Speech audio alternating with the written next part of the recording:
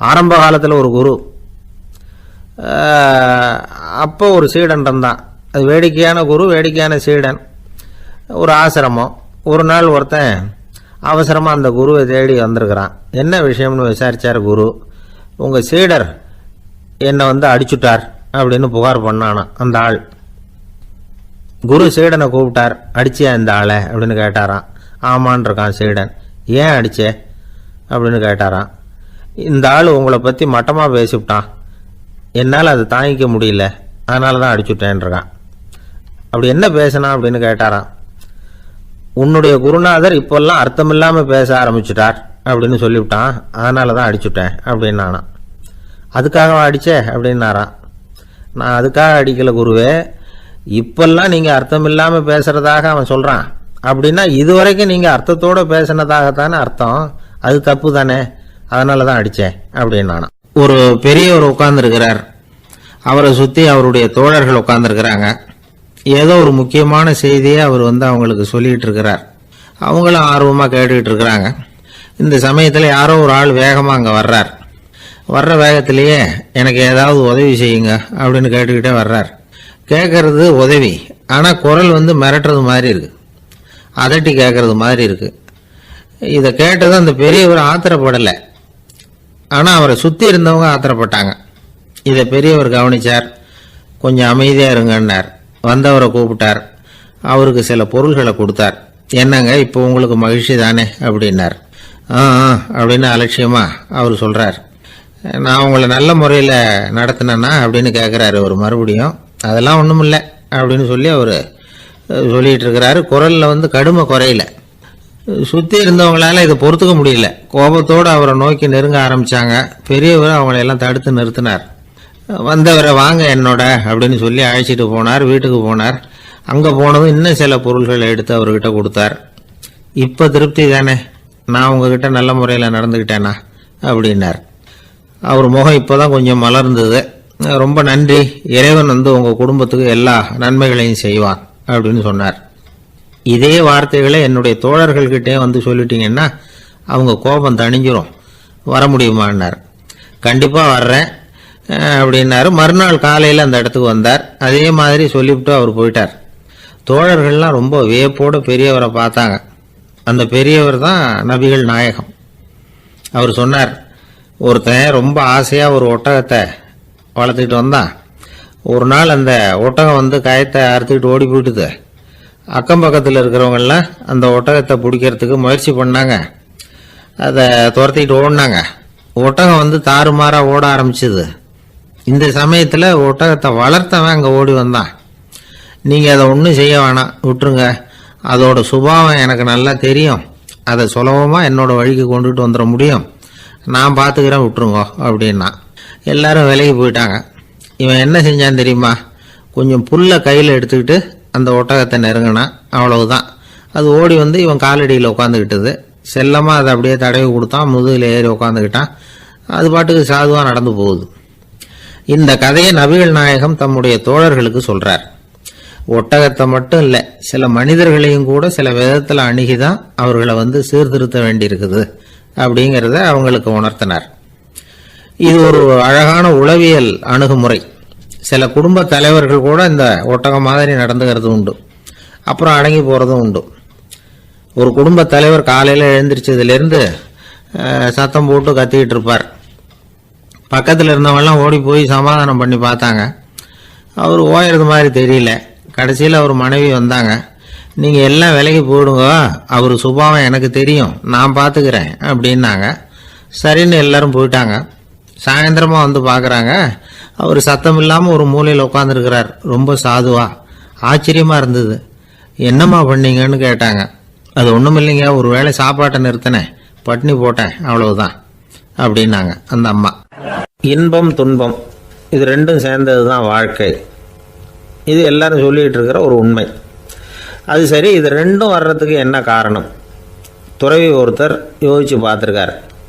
இன்ப துன்பம் தோன்றுவதற்கு முக்கியமாக 6 காரணங்கள் உண்டு அப்படிங்கிறார் அவர். அது என்னங்கிறத நாமளும் தெரிஞ்சு வச்சுக்குவோமே. இப்போ முதல் காரணம் சுயநலம். ஒரு தாயார் தன்னுடைய சுயநலம் கருதி தன்னுடைய மகன் இன்பமாக இருக்கணும்னு ஆசைப்படுறாங்க. மகனும் அப்படியே ஆசைப்படுறான். அதனால் தாயாரின் இன்ப துன்பங்களை பார்த்துட்டு மகனும் இன்ப துன்பம் அடையிறான். அந்த அம்மாவுக்கும் அதே நிலைமை தான். ரெண்டாவது காரணம் உறவு. நான் துறவியான பிறகு கூட உறவுங்கிற காரணத்தினால தான் தாயாருடைய சுக துக்கங்களை கண்டு நானும் சுக துக்கம் அடைகிறேன். என் தாயாருடைய நிலைமையும் இதுதான் அப்படிங்கிறார் ஒரு துறவி. மூணாவது காரணம் என்னென்னா அறிமுகம். எனக்கு அறிமுகமான ஒருத்தரை ரயில் நிலையத்தில் சந்திக்கிறேன். அவர் தன்னுடைய பணப்பையை எங்கேயோ தொலைச்சி விட்டு வருத்தப்பட்டுக்கிட்டு இருக்கிறார். நானும் வருத்தப்படுறேன். அந்த சமயத்தில் யாரோ ஒருத்தர் இதுதானே அவங்க பணப்பை அப்படின்னு சொல்லி கொண்டாந்து நீட்டுறார். பணப்பையை தொலைச்சவர் சந்தோஷப்படுறார், நானும் சந்தோஷப்படுறேன். இது அந்த துறவி சொல்கிற அனுபவம். நாலாவது காரணம் என்னென்னா கருணை. எனக்கு முன்னே தெரியாத ஒருத்தனை யாரோ ஒருத்தன் அடித்து காயப்படுத்தி போடுறான். கருணை காரணமாக நான் அதுக்காக துக்கப்படுறேன். அஞ்சாவது காரணம் எதையும் நம்புறது. ஒரு பசுமாட்டை ஒரு முரணை அடிச்சுக்கிட்டு இருக்கிறான் அப்படின்னு ஒருத்தர் நம்மகிட்ட சொல்கிறாருன்னு வைங்க, உடனே நான் துக்கப்படுறேன். இன்னொருத்தர் அந்த முரணனை போலீஸ்காரங்க பிடிச்சிட்டு போயிட்டாங்கன்னு சொல்கிறாரு, நான் உடனே சந்தோஷப்படுறேன். மூணாவதாக ஒருத்தர் முதல் 2 பேரும் சொன்னது பொய்யுங்கிறார். அப்போ நான் இன்ப துன்பம் ரெண்டுமே இல்லாமல் நிம்மதியாக இருக்கிறேன். இது ஒரு விதம். அடுத்தது 6வது காரணம் என்னென்னா தன்மயமாகுதல். ஒரு நாவல் படிச்சுக்கிட்டு இருக்கிறோம், அதில் வர்ற பாத்திரங்களோட நாம் ஒன்றி போயிடுறோம். அதில் வர்ற பாத்திரங்கள் சிரிச்சுதுன்னா நாமளும் சிரிக்கிறோம், அது அழுதுன்னா நாமளும் அழறோம். அதெல்லாம் அந்த துறவி சொல்கிற அனுபவ உண்மைகள். இன்ப துன்பம் இது ரெண்டும் தோன்றுவதற்கு சுயநலம், உறவு, அறிமுகம், கருணை, எதையும் நம்புறது, தன்மயமாகிறது, இது எல்லாம் தான் முக்கிய காரணம் அப்படின்னு அவர் சொல்கிறார். ஆகக்கூடி ஒட்டு மொத்தமாக யோசனை பண்ணி பார்த்தா பிற பொருள்கள் மீது பற்றுதல் காரணமாக தான் நாம் இன்ப துன்பம் அடையிறோம் அப்படிங்கிறத புரிஞ்சிக்க முடியுது. மனுஷன் இன்ப துன்பம் அடையிறதுக்கு 7வது காரணம் கூட ஒன்று உண்டு அப்படின்னு சொல்லிகிட்டே வந்தார் ஒருத்தர். அது என்ன அப்படின்னு கேட்டோம். அதுதான் சார் இந்த நீங்கள் சொல்லிட்டு வர்ற இன்று ஒரு தகவல்னார். எப்படி சொல்கிறீங்கன்னு கேட்டோம். இன்று ஒரு தகவல் கேட்க ஆரம்பிக்கிறப்போ மனசில் இன்பம், ஆரம்பித்த உடனே இது ஏற்கனவே கேட்ட சமாச்சாரமாச்சே அப்படின்னு நினைக்கிறப்போ துன்பம் அப்படின்னு அதுக்கு ஒரு விளக்கம் கொடுத்தார். ஊரில் ஒரு ஞானி இருந்தார். ஒரு நாள் அவரை தேடிட்டு ஒருத்தர் வந்தார். வந்தவர் ஞானியை பார்த்து ஒரு கேள்வி கேட்டார். ஐயா, உங்களுடைய சாதனை என்ன? இதுதான் அவர் கேட்ட கேள்வி. இதை கேட்டதும் அந்த ஞானி நிமிர்ந்து இவரை பார்த்தார். அப்புறம் சொன்னார், அது ஒன்றும் பெரிய விஷயம் இல்லை, அது ரொம்ப எளிமையான ஒன்று. எப்போ எனக்கு பசிக்குதோ அப்போ நான் சாப்பிட்ருவேன், எப்போ எனக்கு தூக்கம் வருதோ அப்போ நான் தூங்கிடுவேன், அவ்வளவுதான் அப்படின்னார். கேள்வி கேட்டவர் ஒரு மாதிரி ஆயிட்டார். ஐயா, இதே தானே நாங்களும் செய்கிறோம், இதுல என்ன அதிசயம் இருக்கு அப்படின்னார். இப்ப அந்த ஞானி சொன்னாராம், இங்கதான் நீங்க தப்பு பண்றீங்க அப்படின்னாராம். அப்படியான்னாரு இவர். ஆமா அப்படின்னாராம். நீங்க செய்யற தவறு எனக்கு புரியுது. ஏன்னா நான் உங்களை மாதிரி நான் வாழ்ந்து பார்த்துருக்கிறேன். அதனால என்னுடைய அனுபவத்துல உங்களுக்கும் எனக்கும் உள்ள வித்தியாசத்தை உணர முடியுதுன்னாரா. என்ன சொல்றீங்க, எனக்கு ஒன்றும் புரியலையேன்னாரா இவரு. இத பாருங்க, சாப்பிடுறதுங்கிறது நாம 2 பேருக்கும் பொதுவான ஒரு காரியம்தான். ஆனா நீங்க சாப்பிடுறதுக்கும் நான் சாப்பிடுறதுக்கும் வித்தியாசம் இருக்கு அப்படின்னாராம். என்ன வித்தியாசம்னு கேட்டிருக்கார். நீங்க பசி இல்லாத பொழுது சாப்பிடுறீங்க, இப்போ சாப்பிடுற நேரம் வந்துட்டுது அப்படிங்கிறதுக்காக சாப்பிடுறீங்க. சாப்பாடு ருசியா இருக்கு அப்படிங்கிறதுக்காக சாப்பிடுறீங்க. எது தேவைங்கிறது தெரியாம சாப்பிடுறீங்க. அது மாதிரி தூக்கமும் உங்களுக்கு ஒரு பழக்கமா போட்டுது. இப்போ இது தேவையா இல்லையா அப்படிங்கிறத பத்தி நீங்க யோசிச்சு பாக்குறது இல்ல. சாப்பிடும்பொழுது 1000 வேலைகளை மனசுல நினைச்சுக்கிட்டு இருப்பீங்க. அதனால அது சாப்பிடுதலா இருக்காது. அதே மாதிரி நீங்க தூங்கும் பொழுதும் அது தூங்குதலா இருக்காது. ஏகப்பட்ட கனவுகள் வரும். உங்க மனசு மேலும் மேலும் கனவுகளை உருவாக்கி கொண்டே இருக்கும். அதனால எனக்குள்ள நடக்கிறது வேற மாதிரி, நீங்க நினைக்கிற மாதிரி இல்ல. எனக்குள்ள நடக்கிறது எப்படின்னா, நீங்க செய்யறது மாதிரி இல்ல. தூக்க உணர்வு வந்த உடனே தூங்குதல் மட்டுமே நடைபெறும். அதுதான் என்கிட்ட நடக்கிறது அப்படின்னாராம் அந்த ஞானி. வித்தியாசம் புரியுதா? அந்த ஞானி சாப்பிடுறத அனுபவிக்கிறார், அது எக்ஸ்பீரியன்ஸ். நாம அப்படி இல்லை, மனம் போன போகல சாப்பிடுறோம். இது இன்டெலிஜிங். இது ரெண்டுலயும் செயல்ல வேறுபாடு இல்லை, விழிப்புணர்வுல தான் வேறுபாடு இருக்கு. அவர் சாப்பிடும் பொழுது ஒரு சாட்சி மனோபாவத்தோட சாப்பிடுறார். எவ்வளவு தேவையோ அவ்வளவுதான் சாப்பிடுறார். ஏன்னா அவருடைய விழிப்புணர்வு முழுமையா செயல்படுது. அதனால அவர் சாப்பிடும் பொழுது நம்மை விட மகிழ்ச்சியா இருக்கிறார். நாம அப்படி இல்லை, வயிற்றை நிரப்புறதுக்காக சாப்பிடுறோம். இன்னும் சொல்ல போனா சாப்பிடும் பொழுது நாம அங்கேயும் இருக்கிறது இல்லை, எங்கேயோ போயிடுறோம், உடம்பு மட்டும்தான் அங்கே இருக்கும். ஆனால் ஞானி அப்படி இல்லை. அவர் சாப்பிடும் பொழுது சாப்பிடுதல் மட்டுமே இருக்கும். எந்த ஒரு செயலையும் விழிப்புணர்வோட செய்யலாம், மனம் போன போக்கிலையும் செய்யலாம். விழிப்புடன் செய்யறப்போ செய்யும் செயல் நம்ம அனுபவமாகிறது, அவ்வளவுதான். இதெல்லாம் பெரிய தத்துவம் மாதிரி தெரியும். இருந்தாலும் நாம புரிஞ்சுக்க வேண்டியது என்னன்னா, எந்த காரியத்தை செஞ்சாலும் அதுல முழு ஈடுபாடு வேணுங்கிறது முக்கியம். அந்த அளவுக்கு முதல்ல நம்மளை மாத்திக்கிட்டா போதும். ஆனா நம்ம ஆளுங்க அந்த அளவுக்கு இருக்கிறது இல்ல, எல்லாமே அரைக்குறை தான். கேட்டா ஞாபகம் மருதி. ஒருத்தன் என்ன பண்ணானா, விமான டிக்கெட் வாங்கிக்கிட்டு ரயில்வே ஸ்டேஷனுக்கு வந்துட்டான். அப்புறம் தான் புரிஞ்சுது தவறுதெல்லாம் இங்க வந்துட்டோங்கிறது. உடனே அவசரமா விமான நிலையத்தை நோக்கி ஓடி இருக்கிறான். அங்க போய் கவுண்டர்ல கேட்டிருக்கான், மேடம் நான் தவறுதலா ரயில்வே ஸ்டேஷனுக்கு போயிட்டேன், இப்ப விமானத்தையும் தவற விட்டுட்டேன், அடுத்த பிளைட்ல எனக்கு இதை மாத்தி தர முடியுமான்னு கேட்டிருக்கான். முடியாதுன்னாங்களாம் அந்த அம்மா. ஏன்னு கேட்டானா, ஏன்னா இப்ப நீங்க வந்திருக்கிறது பஸ் ஸ்டாண்டு அப்படின்னாங்களாம். எப்படின்னா, ஒரு 600 வருஷத்துக்கு முன்னாடி மனுஷனுக்கு இருந்த நெருக்கடி இருக்கு பாருங்க. ஒரு 600 வருஷத்துக்கு முன்னாடி மனுஷனுக்கு எவ்வளவு நெருக்கடி இருந்ததோ அது போல் 40 பங்கு இப்போ அதிகமாயிட்டு தான் கண்டுபிடிச்சி சொல்லியிருக்கிறாங்க. அவ்வளவு நெருக்கடிக்கு மத்தியில் நாம் வாழ்ந்துக்கிட்டு இருக்கிறோம். ஒரு 600 வருஷத்துக்கு முன்னாடி என் தலையில் 1 கிலோ வச்சுக்கிட்டு நின்னேன்னு வைங்க, இப்போ 40 கிலோ வச்சுக்கிட்டு நிற்கிறேன். அப்படி ஒவ்வொரு மனுஷனுக்கும் வாழ்க்கையில் நெருக்கடி அதிகமாக போச்சு. இப்போ இந்த நெருக்கடியில் முன்னாடிலாம் யாரோ ஒருத்தர் தான் தியானம் பண்ணுவாங்க. தியானம்னா ஒருத்தர் 2 பேர் காட்டுக்கு போய் தியானம் பண்ணிகிட்டு இருப்பாங்க 600 வருஷத்துக்கு முன்னாடி. இப்போ வீட்டுக்கு வீடு தியானம் நடக்குது. ஏன்னா அந்தளவுக்கு வாழ்க்கையில் ஒரு நிம்மதி வேணும் அப்படின்னு சொல்லி பண்ணிட்டாங்க. அதுக்கு தான் இயற்கை கொடுத்துருக்கிற ஒரு இயற்கையான வைத்தியம்தான் சிரிப்புங்கிறது. இதை பற்றி பெரியவங்கள்லாம் இப்போ ஆராய்ச்சி பண்ணிகிட்டு இருக்கிறாங்க. சிரிப்புங்கிறது நாம் பிறந்து ஒரு 6 மாதத்தில் தான் முதல் தடவையாக விவரமாக சிரிக்க ஆரம்பிக்கிறோமா. நம்ம பிறந்து 6 மாதத்துக்கு, அதாவது முதல் தடவை சிரிக்க ஆரம்பிக்கிறது ஒரு 6ஆவது வாரம், 1.5 மாதத்தில் தான் குழந்தை விவரமாக சிரிக்க ஆரம்பிக்குது. அப்புறம் அப்படியே சிரிக்க ஆரம்பிக்கிறோமா. அதையெல்லாம் இப்போ கணக்கு எடுத்துருக்குறாங்க. ஒரு குழந்தை ஒரு நாளைக்கு 200 தடவை சிரிக்குதான் ஒரு குழந்தை. பெரியவங்கள்லாம் 15 தடவை சிரிக்கிறாங்களாம். 200 தடவை சிரிச்சுக்கிட்டு இருந்த நாம் அப்படியே குறைஞ்சி 15 ஆகிட்டு. அதனால தான் இருதய நோயெல்லாம் வருது, ஹார்ட் அட்டாக்லாம் வருதுன்னு கண்டுபிடிச்சிருக்கிறாங்க. 200 சிரிப்புக்கு அது இயல்புத்தன்மை, மனுஷனுடைய இயல்புத்தன்மை சிரிக்கிறது. அதுக்கு ஜோக்கே தேவைப்படாது. ஆனால் இப்போ காலங்காலமாக நாம் என்ன போதிக்கப்பட்டு வந்திருக்கிறோம்னா, சிரிப்புங்கிறது ஒரு பாவமான செயல். ஒரு முதலாளிக்கு முன்னாடி தொழிலாளி சிரித்தா மரியாதை குறைச்சல், ஒரு கணவனுக்கு முன்னாடி மனைவி சிரித்தா மரியாதை குறைச்சல், அது மாதிரி ஒரு வாத்தியாருக்கு முன்னாடி பையன் சிரித்தா மரியாதை குறைச்சல், ஒரு ஆஃபீஸருக்கு முன்னாடி பியூனு சிரித்தா மரியாதை குறைச்சல், இப்படின்னு சொல்லி சிரிப்புங்கிறது ஏதோ மரியாதை குறைவான செயல்னு காலங்காலமாக நாம் போதிக்கப்பட்டு வந்திருக்கிறோம். இப்போ மரபு ரீதியாகவே அந்த சிரிப்பு நம்மகிட்ட சிறைப்பட்டுருக்குதான், அடங்கி போச்சு. அந்த சிறைப்பட்டிருக்கிற சிரிப்பை வெளியில் கொண்டு வர்றதுக்கு தான் ஜோக்குன்னு ஒரு சாவியை போட வேண்டியிருக்கு. வேறு இந்த ஜோக்குக்கும் சிரிப்புக்கும் சம்மந்தம் இல்லை. அதை ஏற்கனவே இருக்கிறத வெளில கொண்டு வரதுக்கு ஒரு சாவி மாதிரி உபயோகப்படுதுன்னு இப்போ அதை பற்றி ஆராய்ச்சி பண்ணுறவங்களாம் சொல்கிறாங்க. ஏன்னா சிரிப்புக்கு ஜோக்கு தேவைப்படாது. இப்போ ஒரு குழந்தை தொட்டிலில் படுத்துருக்குன்னு வைங்களேன், குழந்தை தொட்டிலில் இருக்குது, அது முகத்துக்கிட்ட போய் ஒரு கிளுகிழுப்பை ஆட்டுங்க சிரிக்கும். அந்த கிளுகிழுப்பை சத்தமே சிரிக்க வைக்கிறதுல அதுதான் மனுஷனுடைய இயல்புத்தன்மை. அது என்ன ஜோக்காது? சத்தம். ஒரு கிளுகிழுப்பையை கொண்டு போய் குழந்தை முகத்துக்கிட்ட ஆட்டினா சிரிக்குதே, அதுதான் இயல்புத்தன்மை. அதே கிளுகிழுப்பையை ஒரு தாத்தா மூஞ்சிக்கிட்ட ஆட்டுங்க, கோவம் வந்துடும், அடிக்க வருவார். என்னடா விளையாட்டு இது அப்படிம்பாரு. ஏன்னா அவர் சிரிச்சுக்கிட்டு இருந்தவர், அப்படி இருந்தவர் ஒரு காலத்தில். ஒரு கிளுகிழுப்பைக்கு சிரித்தவர் ஒரு காலத்தில் இப்போ கோவப்படுறாருன்னா அந்த அளவுக்கு நம்ம மாறி போயிட்டே வந்துகிட்டு இருக்கிறோம். அதனால் அந்த இயல்புத்தன்மை மாறாமல் இருக்கணுங்கிறது ரொம்ப முக்கியம். அதுக்காக எல்லோரையும் குழந்தையாக்க முடியாது. மனுஷன் எல்லோரும் இனிமேல் வயசுங்கிறது கூட ஆகிட்டே தான் இருக்கும். அதுக்காக குறைச்சிக்கிட்டே போக முடியாது. அதுக்கு யாராவது மருந்து கண்டுபிடிச்சாதான் உண்டு. ஆனால் ஒருத்தர் மருந்து கண்டுபிடிச்சாராம், சொல்லுவாங்க.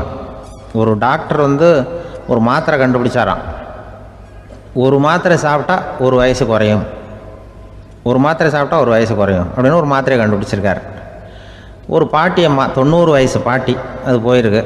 அதே டாக்டர்கிட்ட போய், ஐயா எனக்கு 1 பாட்டில் மாத்திரை கொடுங்க, இந்த வயசு குறையிற மாத்திரை அப்படின்றது. அவர் 1 பாட்டில் கொடுத்தாரு மாத்திரை. பாரும்மா பாட்டியம்மா, 1 மாத்திரை சாப்பிட்டா 1 வயசு குறையும், எடுத்துகிட்டு போகணும்னு கொடுத்துருக்காரு டாக்டர். அந்த 90 வயசு பாட்டி எடுத்துகிட்டு வீட்டுக்கு வந்துட்டு மறுநாள் அதே டாக்டர்கிட்ட போயிருக்கு. 30 வயசு பொண்ணாக போச்சான். 30 வயசு பொண்ணாக மாறி அதே டாக்டர்கிட்ட போயிருக்கு. இடுப்பில் ஒரு கை குழந்தை, அது சட்டை கிட்ட போடாமல் கெட்டவரில் வாயில் வச்சுட்டு உட்காந்துருக்கு. நேராக டாக்டர்கிட்ட போய், டாக்டர் நேற்று வந்தேன், ஏதோ ஒரு மாத்திரை சாப்பிட்டா ஒரு வயசு குறையினீங்க, நான் ஏதோ ஒரு ஆர்வத்தில் ஒரு 30-40 மாத்திரை சாப்பிட்டேன், இப்படி ஆகிட்டேன் அப்படின்னு. இப்போ டாக்டர் சொல்லியிருக்காரு, இதுக்கு ஏமா வருத்தப்படுற, எல்லோரும் வந்து வயசு குறையணும்னு தான் நினைக்கிறாங்க, உனக்கு வயசு குறைஞ்சிட்டுது, நீ சந்தோஷப்படு, இதுக்கே மறுபடியும் என்னட்ட வந்திருக்கிற அப்படின்னாரான் டாக்டர். அப்போ அந்த அம்மா சொல்லித்தேன், அதை என்னை பற்றி பரவாயில்ல டாக்டர், என் இடுப்பில் பாருங்கள் கை குழந்தை, இது சட்டை கிட்ட போடாமல் உட்காந்துருக்கு, கட்டவரில் வாயில் வச்சுட்டு உட்காந்துருக்கு, இது ரொம்ப ஆர்வத்தில் ஒரு 70 மாத்திரையை சாப்பிட்டு விட்டுது, இது என் வீட்டுக்காரரு. இவர் வந்து இடுப்பு விட்டு கீழே இறங்க மாட்டேங்கிறாரு. நான் எதையாவது கொடுத்து இனிமேதான் வயசை கூட்டி இறக்கி விடுவேன் டாக்டர் அப்படின்னு தான். அவர் வந்து ஏதோ நமக்கும் இதுக்கும் சம்மந்தம் இல்லைங்கிறது மாதிரி கட்டாரில் வச்சுட்டு அவர் பாட்டு உட்காந்துருக்கார். ஏதோ நமக்கு இந்த உலகமே இல்லை, நமக்கு சம்மந்தம் இல்லைங்கிற மாதிரி உட்காந்துருக்காரு. இப்படியே நான் தூக்கிட்டு எங்கே அலையிறது அப்படின்னு தான். அதனால் வந்து வயசை குறைக்கிறது இயற்கைக்கு விரோதமாக நாம் பண்ண முடியாது. ஆனால் இந்த இயல்புத்தன்மை மாறாமல் வச்சுக்கலாம். குழந்தை மாதிரி மாற முடியாதே தவிர அந்த குழந்தை தன்மையோடு வாழறதுக்கு கற்றுக்கணும்.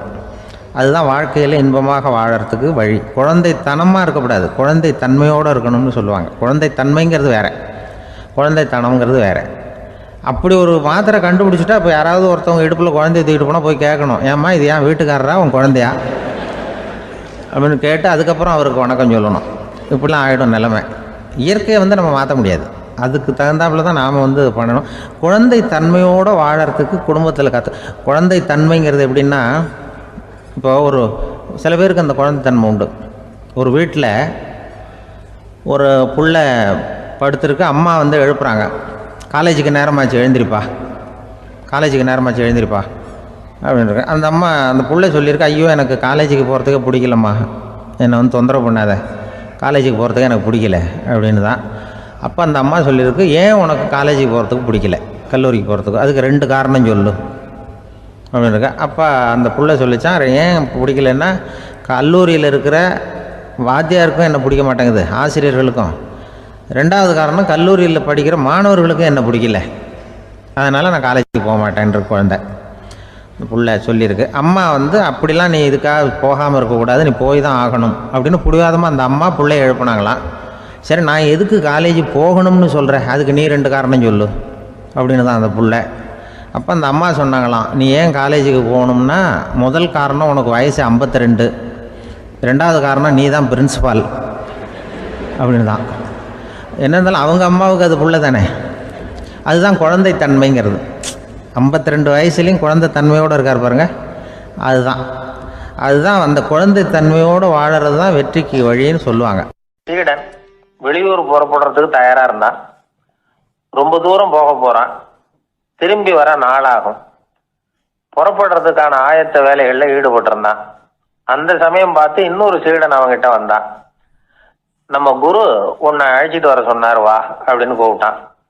இவன் உடனே புறப்பட்டு போனான். குருநாதரை பார்த்தான், அவர் காலில் விழுந்து வணங்கினான். வணங்கிவிட்டு எழுந்திரிச்சான். அவ்வளவுதான். குரு ஏதாவது உபதேசம் பண்ணுவாருன்னு எதிர்பார்த்தான். ஆனால் நடந்தது என்ன தெரியுமா? குரு அவனுக்கு ஓங்கி ஒரு அடி கொடுத்தார். எதிர்பாராம இந்த அடியை வாங்கினதும் அந்த சீடன் அதிர்ந்து போயிட்டான். பக்கத்தில் இருந்த மற்ற சீடர்களும் திகைச்சு போய் நின்றுட்டாங்க. அடி வாங்கின சீடனுக்கு மனசுக்குள்ள குழப்பம், நாம என்ன தப்பு பண்ணணும், புறப்படுற நேரத்துல இப்படி குரு கிட்ட அடி வாங்குற மாதிரி ஆயிட்டுதே அப்படின்னு நினைச்சு மனசுக்குள்ள ரொம்ப வேதனைப்பட்டான். கொஞ்சம் துணிச்சலை வர வச்சுக்கிட்டு குருநாதர்கிட்டயே கேட்டுட்டான், சுவாமி நான் என்ன தப்பு பண்ணினேன், என்னை இப்படி அடிச்சுட்டீங்களே, ஒரு வார்த்தை கூட உங்களை எதிர்த்து நான் பேசினது இல்லையே, இவ்வளவு காலமா உங்க விருப்பத்துக்கு விரோதமா ஒரு காரியம் கூட நான் செஞ்சது இல்லையே, வந்ததும் வராததுமா ஒண்ணுமே சொல்லாம என்ன அடிச்சுட்டீங்களே, குருவே நான் செஞ்ச குற்றம் தான் என்ன அப்படின்னு கண்ணீரோட பரிதாபமா கேட்டானா அந்த சீடன். ஆனா அந்த குரு முகத்துல கொஞ்சம் கூட கோபம் இல்லை. அவர் சிரிச்சுக்கிட்டே நின்றுகிட்டு இருந்தாராம். அதுக்கப்புறம் சொன்னாராம், என்னுடைய அருமை சீடனே, நீ ஒரு தவறும் பண்ணல, நான் உன்னை அடிச்சது நீ ஏதோ தப்பு பண்ணிவிட்டேங்கிறதுக்காக இல்ல, நீண்ட பயணம் போக போறேன், ஞாபகமா ஏதாவது கொடுத்து அனுப்ப வேணாமா, நீ ஞானம் பெற்ற பிறகுதான் திரும்பி வர போறேங்கிறது எனக்கு தெரியும், அதுக்கு பிறகு உன்னை வந்து அடிக்க முடியுமா, அதனால இப்ப கிடைச்சிருக்கிற இந்த வாய்ப்பை பயன்படுத்திக்கிட்டேன், அப்போதைக்கு இப்பவே அடிச்சுட்டேன், அவ்வளவுதான், வேற ஒண்ணும் இல்லை அப்படின்னாராம். குரு சிரிச்சுக்கிட்டே இப்படி சொல்றார், இருந்தாலும் இதுவும் ஒரு உபதேசம்தான். அதிர்ச்சிகளால விழிப்படைய வைக்கிறதும் ஒரு வழிதான். இது ஜென் வழி. பெரும்பாலும் அதிர்ச்சியின் மூலமாகவே ஞான தரிசனத்தை அருள்கிறவர்கள் தான் ஜென் குருமார்கள். நம்ம தியானம் தான் ஜென். இந்தியாவிலிருந்து இது சீனாவுக்கு போய் கொஞ்சம் பேர் மாறி வளம் பெற்று ஜப்பான்ல ஜென் ஆகி வளர்ந்துருக்குது, அவ்வளவுதான். ஜென்கிறது தியானம். எதை நினைச்சும் தியானிக்கிறது இல்லை, எல்லாத்துலயும் தியானம் இருக்கிறதா சொல்லுது ஜென். பேசுறது, இருக்கிறது, நடக்கிறது, சாப்பிடுறது, சிரிக்கிறது, தூங்குறது, தொழில் செய்யறது அல்லது சும்மா இருக்கிறது எல்லாமே தியானம் தான். ஜென்கிறது ஒரு சுய தரிசனம், தன்னைத்தானே அடையாளம் கண்டுகொள்கிறது தான். அது இல்லாத எதையும் தேடி கண்டுபிடிக்கிறது இல்லை. சென் மார்க்கத்தை பத்தி ஓஷோ என்ன சொல்றாரு தெரியுமா? காணாமல் போன தன்னுடைய மூக்கு கண்ணாடி தன்னுடைய மூக்கின் மேல் இருப்பதை கண்டுகொள்வது போன்றது ஜென் அப்படிங்கிறார். நம்மால் இன்னொருத்தர் முகத்தை ரொம்ப நேரமா உத்து பார்த்துக்கிட்டு இருந்தார். என்ன பாக்குறீங்கன்னாரு அவரு. நீங்க போட்டிருக்கீங்களே மூக்கு கண்ணாடி, அதை தான் பாக்குறேன்னாரு இவரு. நீங்க அப்படி பாக்குறதுக்கு விசேஷ காரணம் ஏதாவது உண்டான்னு கேட்டார் இவர். உண்டுன்னார். என்னன்னு கேட்டார். நேத்திக்கு காணாம போன என்னோட மூக்கு கண்ணாடி அது அப்படின்னாராம் இவர். ஒருத்தர் அவசரமா போய்கிட்டு இருந்தார். எங்க போய்கிட்டு இருக்கீங்க அப்படின்னு கேட்டார் ஒரு பெரியவர். கடைக்கு போறேன் சார், சாமான் வாங்கறதுக்கு அப்படின்னார். அங்க போறதுக்கு முன்னாடி தெரிஞ்சுக்க வேண்டியதெல்லாம் தெரிஞ்சுக்கிட்டீங்களா அப்படின்னு கேட்டார் பெரியவர். கடைக்கு போய் காசை கொடுத்து ஒரு பொருளை வாங்கிட்டு வரப்போறோம், இதுல தெரிஞ்சுக்க வேண்டியது என்ன இருக்குது அப்படின்னார் அலட்சியமா. இப்ப அந்த பெரியவர் பேச ஆரம்பிச்சார். இந்த உலகத்துல எந்த ஒரு செயல்ல இறங்குறப்பவும் நாம நல்லா ஆலோசனை பண்ண வேண்டிய விஷயம் 5 அப்படின்னார். உதாரணமா, ஒருத்தன் கடைக்கு போய் ஏதோ ஒரு பொருளை வாங்கிட்டு வர போறான்னு வச்சுக்கோங்களேன். அப்ப கூட அவன் 5 விஷயங்களை பத்தி தெரிஞ்சுக்க வேண்டியிருக்குது அப்படிங்கிறார் அவர். முதல்ல அந்த பொருள் எப்படிப்பட்டது அப்படிங்கிறத தெரிஞ்சுக்கணும். 2வதா தன்னை பத்தியும் தெரிஞ்சுக்கணும். அப்பதான் அந்த பொருள் தனக்கு தேவையா இல்லையா அப்படிங்கிறத புரிஞ்சுக்க முடியும். 3வதா தெரிஞ்சுக்க வேண்டியது ஒன்று இருக்கு. அது என்னன்னா, அந்த பொருளை அடையறதுக்கு வழி என்ன அப்படிங்கிறது தெரிஞ்சுக்கணும். அதாவது எவ்வளவு பணம் கொடுத்தா அது கிடைக்கும், இது மாதிரியான விஷயங்கள். 4வதா அந்த பொருளை அடையிறது மூலமா நாம அடையக்கூடிய பயன் என்ன அப்படிங்கிறதையும் உணரணும். 5வது அந்த பொருளை அடையிறதுல இருக்கக்கூடிய தடை எது அப்படிங்கிறதையும் நாம தெரிஞ்சுக்கணும். பெரியவர் பேசுறது ஏதோ தத்துவம் மாதிரி தெரியுது இல்லையா? தத்துவம் தான். அதாவது இப்படி உலகியல் வாழ்க்கையில சின்ன சின்ன விஷயங்கள்லயே நாம 5 விஷயங்களை தெரிஞ்சுக்க வேண்டி இருக்குது. அது ரொம்ப அவசியமா இருக்கு. பேரின்ப நிலைன்னு சொல்றாங்கல்ல, அது மாதிரி பெரிய சமாச்சாரங்கள்லயும் இந்த 5 விஷயங்களை நாம தெரிஞ்சுக்க வேண்டியிருக்குது. அதுக்கு பேர் என்னன்னா அர்த்த பஞ்சகம். வைணவ சமயத்துல அர்த்த பஞ்சகம்ங்கிறது ரொம்ப பெரிய விஷயம். கடைக்கு போறது மாதிரி கடவுளை பார்க்க போறப்போ நாம 5 விஷயங்களை தெரிஞ்சுக்கணுமா. முதல்ல பரம்பொருள் அப்படிங்கிறது என்ன, அதோட தன்மைகள் என்ன, இதை தெரிஞ்சுக்கணும். இதுக்கு பேர் என்னன்னா பரமாத்ம ஸ்வரூபம் அப்படின்னு பேர். 2வது நாம யாரு, நம்மோட தன்மை என்ன அப்படிங்கிறத தெரிஞ்சுக்கணும். நான் யாருன்னு எனக்கே தெரியலங்கிறப்போ இதை நான் சொல்றேன்னு இது என்னுடையதுன்னு சொல்றது தப்பு தானே. அப்புறம் 3வது விஷயம், பரம்பொருளை நாம் அடையறதுக்கு வழி எது, இதை தெரிஞ்சுக்கணும். இது உபாய ஸ்வரூபம் அப்படின்னு பேர். 4வது விஷயம், நாம் அடைய வேண்டிய பயன்கள் என்ன அப்படிங்கிறத தெரிஞ்சுக்கிறது. இதுக்கு புருஷார்த்தம் அப்படின்னு பேர். 5வது அந்த பயனை அடைய விடாமல் தடுக்கிற தடைகள் யாவை அப்படிங்கிறத தெரிஞ்சுக்கிறது. இது விரோதி ஸ்வரூபம். இதைத்தான் தடையியல் அப்படின்னு சொல்றாங்க. அதாவது பரமாத்மாவை பற்றிய அறிவு, ஜீவாத்மாவை பற்றிய அறிவு, உபாயம் பற்றிய அறிவு, புருஷார்த்தம் பற்றிய அறிவு, இந்த 4 அறிவுக்கும் எதிரடையா, அதாவது அதையெல்லாம் தப்பா புரிஞ்சுக்கிறதால உண்டாகக்கூடிய அறிவு விரோதி ஸ்வரூபம். என்ன இது தகவல்ல ஏதாவது கதை சொல்லுவீங்கன்னு பார்த்தா ஏதோ தத்துவம் பேசிட்டு இருக்கிறீங்களே அப்படின்னு நினைக்கலாம். இதுவும் தெரிஞ்சுக்க வேண்டிய ஒரு பெரிய விஷயம்தான். காதில் போட்டு வச்சா எப்போவாவது உபயோகப்படும். என்னுடைய நண்பர் ஒருத்தர் ஒரு நாள் என்கிட்ட சொன்னார், சார் அடுத்த மாதம் தஞ்சாவூரில் ஒரு கல்யாணம், போகிறதா வேண்டாமா அப்படின்னு ஒரே குழப்பமா இருக்கு அப்படின்னார். நான் உடனே இந்த அர்த்த பஞ்சக உபதேசம் பண்ண ஆரம்பித்தேன். அவர் எல்லாத்தையும் பொறுமையாக கேட்டுவிட்டு, சரி சார் நான் போகிறதுன்னு முடிவு பண்ணிவிட்டேன்னார். எப்படி இந்த முடிவுக்கு வந்தீங்க அப்படின்னு கேட்டேன். அவர் சொன்னார், சார் அந்த 2வது பாயிண்ட் ஒன்று சொன்னீங்களே, அதை புரிஞ்சுக்கிட்டதுக்கு அப்புறம்தான் இந்த முடிவுக்கு வந்தேன் அப்படின்னார். என்ன 2வது பாயிண்ட்டுன்னு? அதாவது தன்னை பற்றி புரிஞ்சுக்கணும் அப்படின்னு சொன்னீங்க. உடனே என்னை பற்றி புரிஞ்சுக்கிட்டேன். நான் யாருங்கிறது எனக்கு தெரிஞ்சுது. உடனே போகிறது தான் நல்லதுன்னு முடிவு பண்ணிவிட்டேன்னார். நீங்கள் யாருன்னு கேட்டேன். நான் தான் சார் அந்த கல்யாணத்தில் தாலி கட்ட வேண்டிய மாப்பிள்ளை அப்படின்னார். என்ன சார் உங்கள் பையன் என்ன செஞ்சுக்கிட்டு இருக்கிறான் இப்போ அப்படின்னு கேட்டார் ஒருத்தர். அடிக்கடி கண்ணாடி முன்னாடி நின்று அழகு பார்த்துக்கிட்டு இருக்கிறான் சார் அப்படின்னாரு அப்பா. இளம் பருவம் இப்படி தான் இருக்கும், அதையெல்லாம் சாதாரணமாக நினச்சிடாதீங்க அப்படின்னாரு அவர்.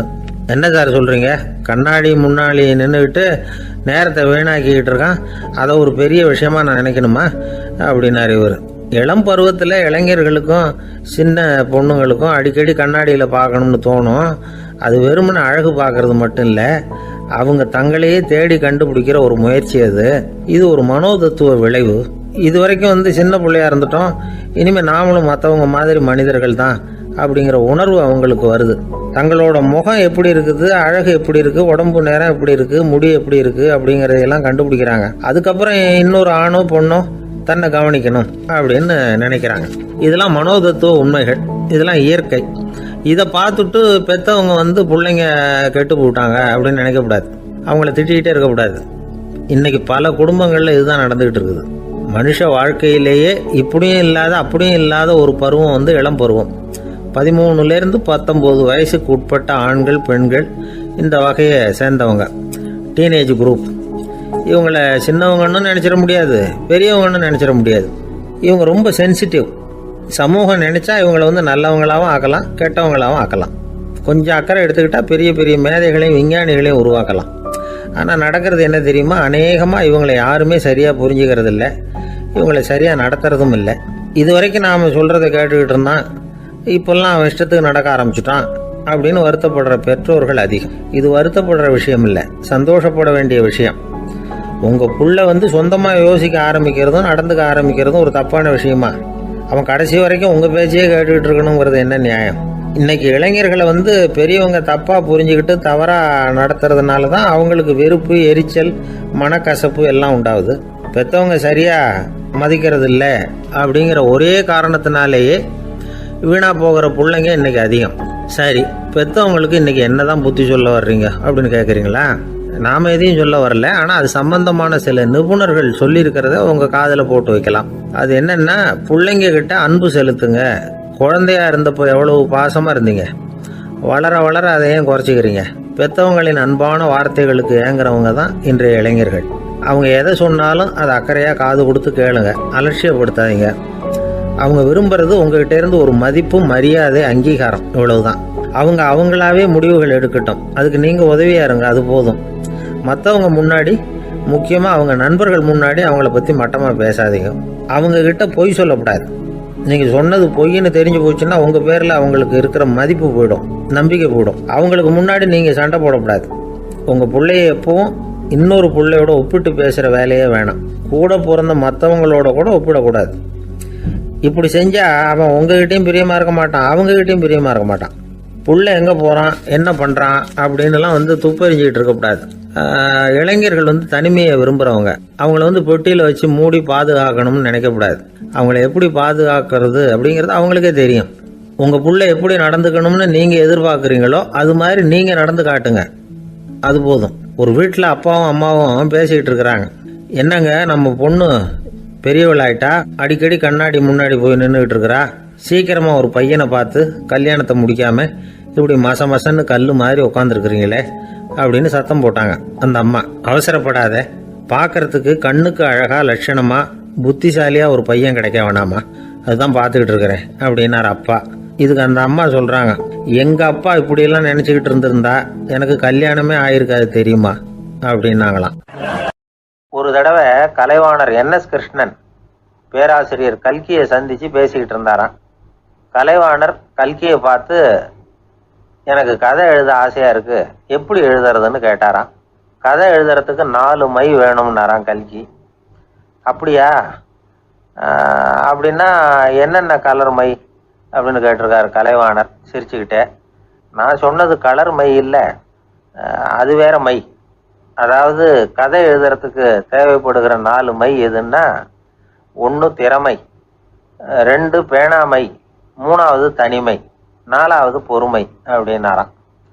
உடனே கலைவாணர், உங்க யோசனை அருமை அப்படின்னாராம். அதுதான் கலைவாணர். பொதுவா எழுத்தாளர்கள் எழுதுற மாதிரி நடந்துக்கிறது இல்லை. ஆனா கலைவாணர் என்ன சொல்லுவாரோ அதே மாதிரி நடந்துக்குவார். எல்லாருக்கும் எல்லாம் கிடைக்கணுங்கிற கருத்தை சினிமா படங்கள்ல வலியுறுத்துவார். அதே மாதிரி நடைமுறை வாழ்க்கையிலேயே எல்லாருக்கும் எல்லாமும் கொடுப்பார்.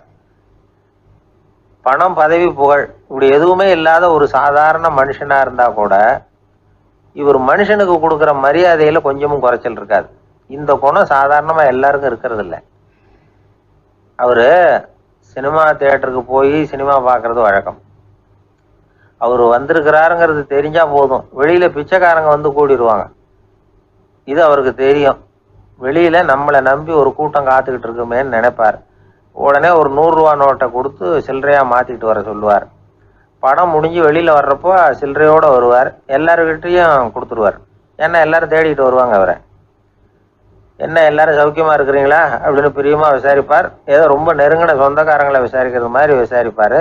தன்கிட்ட இருக்கிற சில்லறையை எல்லாருக்கும் சமமா பிரிச்சு கொடுத்துட்டு தான் அங்கிருந்து புறப்படுவார். ஒரு நாள் அது மாதிரி புறப்படுற சமயத்துல ஒரு சின்ன பையனுக்கு சில்லறை எதுவும் கிடைக்கல கொடுக்கறதுக்கு. இது கலைவாணருக்கு தெரியாது. கார்ல ஏறி புறப்பட்டு போயிட்டார். அந்த பையன் காரை பிடிச்சிக்கிட்டு பின்னாடியே ஓடியாந்துருக்கிறான்.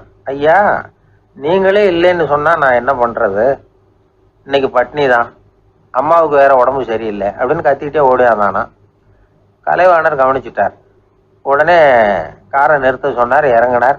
அந்த சின்ன பையனை கட்டி பிடிச்சிக்கிட்டு, என்னை மன்னிச்சுக்கப்பா, நான் கவனிக்காம வந்துட்டேன் அப்படின்னு சொல்லி அழ ஆரம்பிச்சுட்டாராம். இன்னொரு தடவை இதே மாதிரி ஒரு தியேட்டர்ல இருந்து வெளியில வந்திருக்கிறார். ஒரு ஆள் அவர்கிட்ட வந்து நின்றுருக்கார். அவர் கொடுக்கறதுக்கு இவர்கிட்ட பணம் இல்லை. பணம் இல்லையாப்பா அப்படின்னாராம். உங்ககிட்டயே இல்லையா அப்படின்னாராம் அவரு. கலைவாணருக்கு மனசு ரொம்ப சங்கடமா போச்சு. உடனே புறப்பட்டு வீட்டுக்கு போனார். அங்க இங்க தேடி பார்த்து அங்க இருந்த கொஞ்சம் நெஞ்ச சில்லறையை எடுத்தார். காரு டிரைவரை கூப்பிட்டார். தியேட்டர் வாசல்ல நின்றுகிட்டு இருந்த ஆசாமியோட அங்க அடையாளங்களை சொன்னார். காரை எடுத்துட்டு போய் அந்த ஆளை கண்டுபிடிச்சி இந்த காசை கொடுத்துட்டு வா அப்படின்னு அனுப்பி வச்சாராம். பிச்சை போடுறதுக்காக காரை அனுப்புனதாக வேற யாரை பத்தியாவது நீங்க கேள்விப்பட்டிருக்கிறீங்களா?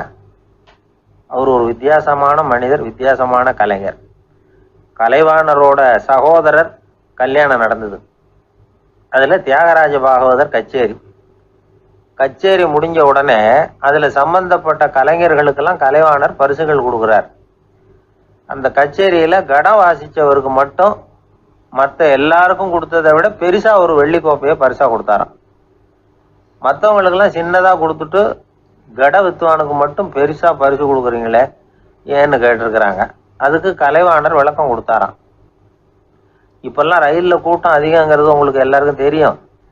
இந்த வித்துவான் இவ்வளவு பெரிய மண்பானைய ரயில்ல ரொம்ப பத்திரமா உடையாம ரொம்ப தூரத்துல இருந்து கொண்டு வந்திருக்கிறாரே, அது என்ன சாமான்யமான காரியமா? அவரோட அந்த